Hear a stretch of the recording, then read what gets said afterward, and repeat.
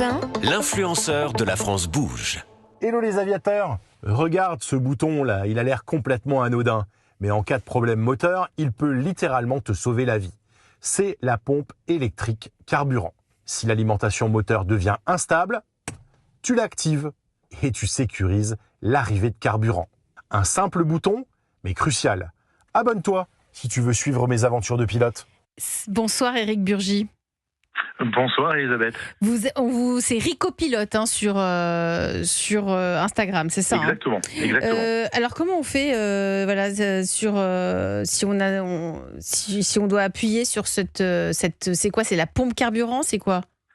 Ouais, c'est une pompe de gavage. Ça veut dire que normalement le carburant arrive tout seul, mais si jamais le carburant n'arrive plus tout seul, parce qu'il peut avoir des gouttelettes d'eau qui se cristallisent, etc., on a une pompe de gavage supplémentaire. Combien de vues pour une telle vidéo?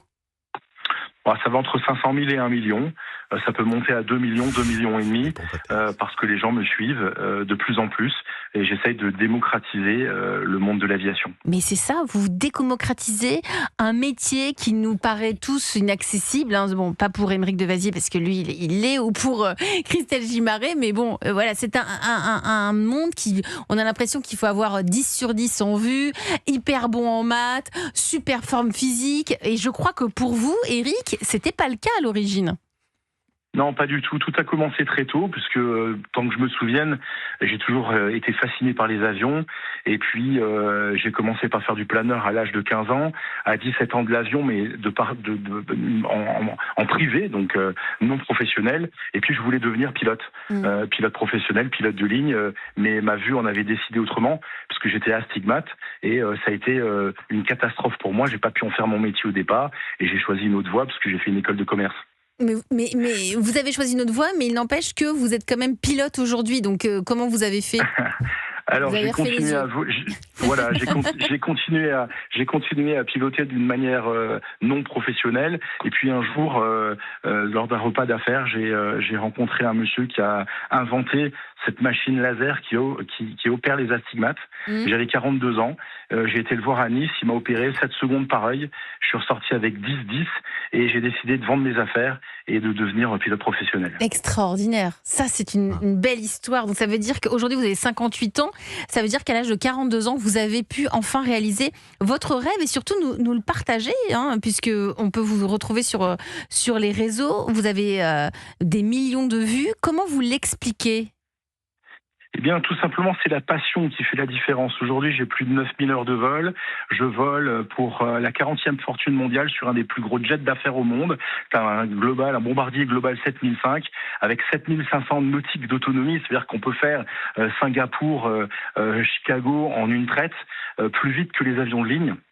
Et donc, ça, c'est une partie élitiste. Mais moi, ce que je propose, c'est vraiment de démocratiser la chose, parce que souvent, des jeunes qui sont pas très très bons à l'école, ils vont dans un centre de documentation et d'information dans leur lycée, et en disant, voilà, moi je veux devenir pilote de ligne, ou moi je veux devenir pilote professionnel.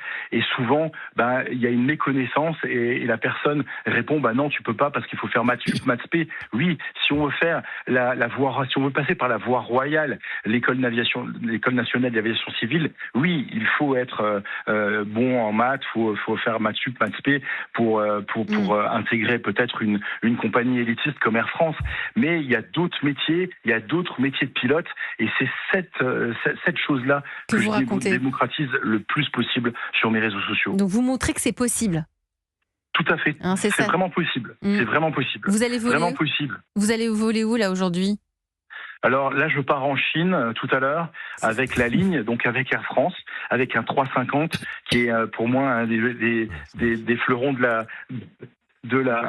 la compagnie. Et je vais à Hong Kong, et là je vais récupérer l'avion de mon propriétaire, et puis on va partir pour un petit mois un peu partout en Asie, aux États-Unis, etc.